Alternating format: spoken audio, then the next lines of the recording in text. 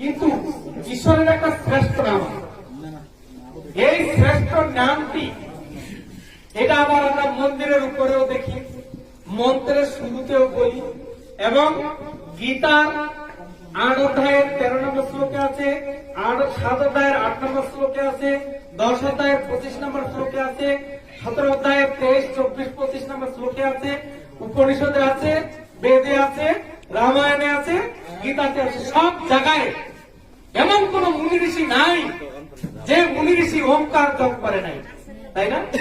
তাহলে আমরা মন্ত্রের শুরুতে কি জপ করি? ওম। আমাদের যে কোনো মন্দিরের শুরুতে কি আছে? মন্দিরের উপরে দেখবেন ওম আছে, আছে না? যে কোনো মুনি ঋষি এই ওমকার ধ্যান করত। আমাদের বনে জঙ্গলে এখনো আমরা সিনেমা খেলানো বা টিভিতে সিরিয়ালে আমরা দেখতে পাই যে এই শব্দ আছে,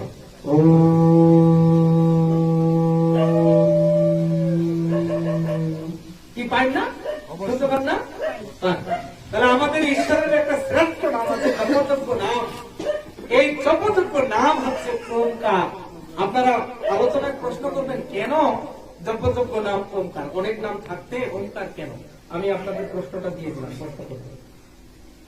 তাহলে যেহেতু ঈশ্বরের শ্রেষ্ঠ নাম হচ্ছে ওমকার, তাহলে আমরা এখন ওমকারের ধ্যান করবো। আর গায়ত্রী আগে ধ্যান করতে আমরা আর সময় পারাবো না।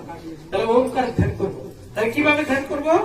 আমরা বুক ফুলিয়ে নিঃশ্বাস নেব এবং ওম বলতে বলতে বলতে বলতে ছাড়বো। আমরা মুদ্রা নিতে পারি বা কর মুদ্রা নিতে পারি। ধ্যান মুদ্রা, এটাকে বলা হয় ধ্যান মুদ্রা। এই যে তর্জনীটাকে বন্ধ করে রাখা, এটাকে বলা হয় ধ্যান মুদ্রা। আর বা কর মুদ্রা নিতে পারি আমরা আমাদের সুবিধার্থে।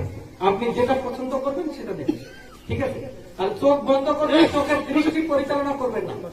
চোখের দৃষ্টি পরিচালনা করলেই আপনার ওমকারের ধ্যান হবে না, মন বসবে না, অন্য কানে চলে যাবে।